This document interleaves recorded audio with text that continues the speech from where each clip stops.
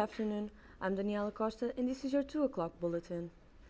A Southampton hair and beauty salon has now been hit by burglaries twice in the space of just 2 weeks. CCTV footage from Ockley Road dental practice next door shows 2 people arrive on a motorcycle and one jump off to kick in a glass. The burglars made off with 2 pairs of GHD hair strengtheners, a sum-up machine, a card machine and about £20 in cash. City leaders are calling for an investigation into how an electrical fault whipped out power to both Southampton General Hospital and the Princess Anne Maternity Unit yesterday morning. Appointments and operations were cancelled, whilst patients had to be evacuated from the site's east wing. Incidents of major trauma were diverted from Southampton to Basingstoke and North Hampshire hospitals. Power was restored just before 5 p.m. yesterday evening. Southampton has been named and shamed by the EU for its air pollution in the last year. The recent IPCC report detailing the extremities of climate change has been putting pressure on the city to tackle this issue. Tate Epialis reports. In Hampshire, over 100 people a year die from air pollution, with the figure being over 28,000 nationally. This may come as a surprise, as to many Hampshire is an idyllic place of beauty, not usually associated with the smog of Delhi. But even Hampshire can't escape the firm grasp of climate change. Southampton may have been known in the past for its role in World War II, the Titanic, and the construction of the Spitfire, but now it has a new reputation, the EU bad boy of air pollution, as it was ordered to cut emissions by 2020 or face a huge fine. I spoke to the head of the Wildlife Trust, Tim Ferrero, who helped explain some of the damages caused by pollutants.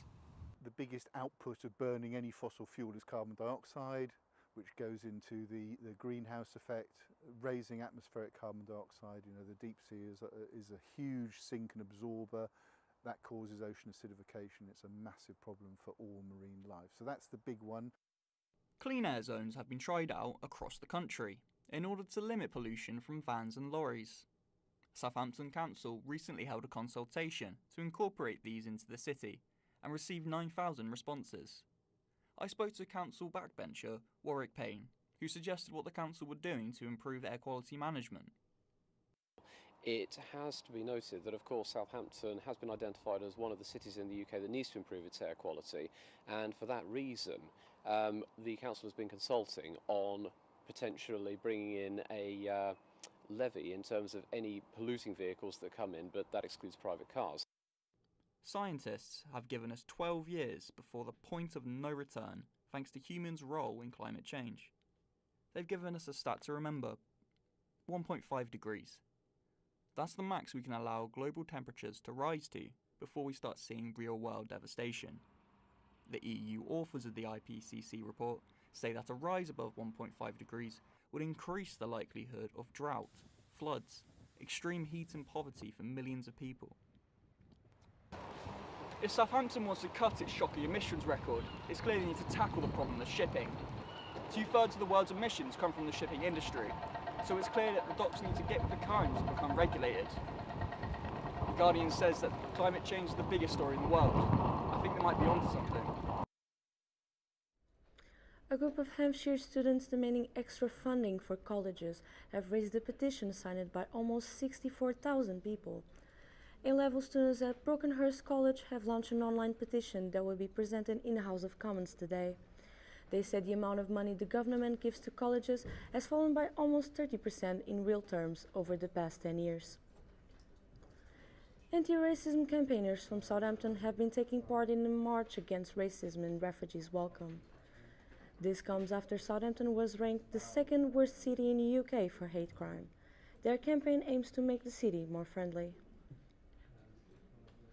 Change the picture of the hate crime which is being reported before for Southampton Sea, as they recorded that Southampton Sea is considered like second worst country with the hate crime, and as we believe in UK everyone got fairness, equality, same opportunity.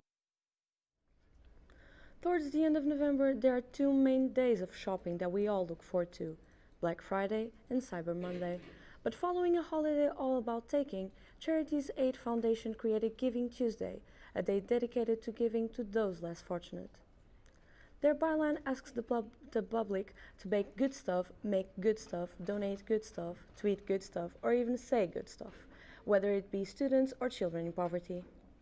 Help by sharing our Giving Tuesday message, but we're particularly asking our alumni, those that have graduated from the university, staff, as well as friends of the university, to all get behind our Giving Tuesday message.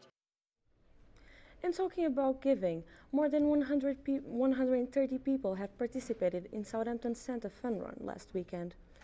All the money raised will go to Naomi House and Jack's Place at Sutton Scotney, who provides expert hospice care to life-limited and life-threatened children, young adults and their families. The event is coming to Winchester next Sunday.